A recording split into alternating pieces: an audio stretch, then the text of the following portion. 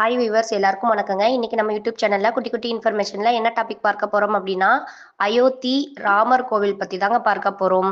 பாரத தேசத்தில் உள்ள 7 முக்தி தலங்களில் ஒன்று அயோத்தி. உத்தரப்பிரதேச மாநிலத்தில் அமைந்திருக்கும் அயோத்தியில் பகவான் ஸ்ரீ ராமபிரான் அவதரித்த ஸ்ரீ ராம ஜென்ம பூமியில் கொட்டகையில் குடியிருக்கும் பாலராமரை அழகிய மாடங்களுடன் கூடிய ஆலயத்தில் வைத்து ஒரு முறையாவது தரிசித்து விட மாட்டோமா என்று ஏங்கிக் கொண்டிருந்தவர்களுக்கு 2020 ஆகஸ்ட் 5ஆம் தேதி நம்பிக்கையை ஒளிக்கீற்று பிறந்தது. கிட்டத்தட்ட 550 ஆண்டுகளாக நீண்ட நெடிய போராட்டத்தின் நிறைவாக சுப்ரீம் கோர்ட்டின் உத்தரவுப்படி அமைக்கப்பட்ட ஸ்ரீராம ஜென்ம பூமி தீர்த்த கஷேத்ரா அறக்கட்டளையானது ஸ்ரீராம ஜென்ம பூமியில் பிரம்மாண்டமான கோவில் கட்டும் பணியை தொடங்கியதுங்க. கோவில் கட்டுமான பணி மட்டும் நிறைவடைந்த நிலையில் கோவிலின் கருவறையில் ஸ்ரீ பாலராமர் பிரதிஷ்டை கடந்த ஆண்டு ஜனவரி 22ஆம் தேதி நடந்தது.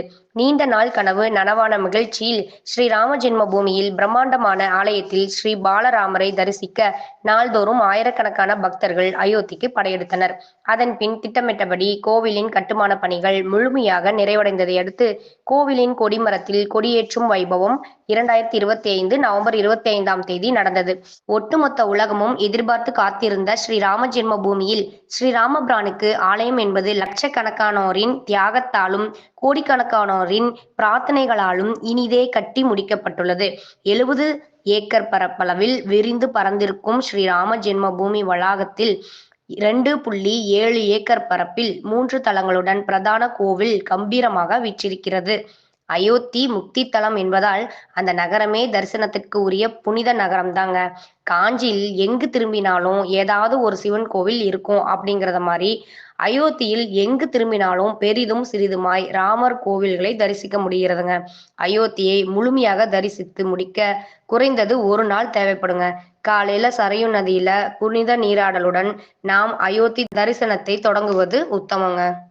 அயோத்திக்கு நீங்க எப்படி போகணும் அப்படின்னா, சென்னையில இருந்து போற மாதிரி இருந்துச்சுன்னா டைரக்டா டெய்லியும் பார்த்தீங்கன்னா விமான சேவை இருக்குதுங்க. அயோத்தி ஏர்போர்ட்ல இருந்து ராமர் கோவிலுக்கு வாடகை கார்லயோ அல்லது ஆட்டோ வசதியிலயோ இருக்கு, போயிடலாம். சென்னையில இருந்து அயோத்திக்கு டைரக்டா ட்ரெயின் வந்து கிடையாதுங்க. சென்னையில இருந்து லக்னோ அல்லது வாரணாசிக்கு போய் அங்கிருந்து அயோத்திக்கு ட்ரெயின்ல வந்து போகலாம். லக்னோ அல்லது வாரணாசியில இருந்தோ அல்லது பிரயாக்ராஜ்ல இருந்தோ பஸ்ல வந்து அயோத்திக்கு போயிடலாம். அயோத்திக்குள்ளர நாம சுத்தி வரணும் அப்படின்னா பப்பெட் அப்படிங்கிற ஒரு சிறிய ரக எலக்ட்ரிக் ஆட்டோ இருக்கு. அதுல வந்து நாம எங்க வேணாலும் ஏறி எங்க வேணாலும் இறங்கிக்கலாம். 20 ரூபா மட்டும்தான் கட்டணமா வசூலிப்பாங்க. தங்குவதற்கு பாத்தீங்க அப்படின்னா நாட்டுக்கோட்டை செட்டியார்களுடைய நகரத்தார் சத்திரம் அங்க இருக்கு. ராமர் கோவிலுக்கு ரொம்ப நியரஸ்ட் பிளேஸ்ல இருக்கு. அதனால அங்க வந்து நீங்க தங்கலாம். தமிழ்நாட்டு உணவு வகைகளும் வந்து குறைந்த கட்டணத்துல தான் இங்க வந்து கிடைக்குதுங்க. என்னங்க இன்னைக்கே வந்து நீங்க அயோத்தி கிளம்பலான்னு வந்து முடிவு எடுத்துட்டீங்களா? ரொம்ப சந்தோஷம். போய் அயோத்தி ஸ்ரீராமரை தரிசனம் பண்ணிட்டு வாங்க.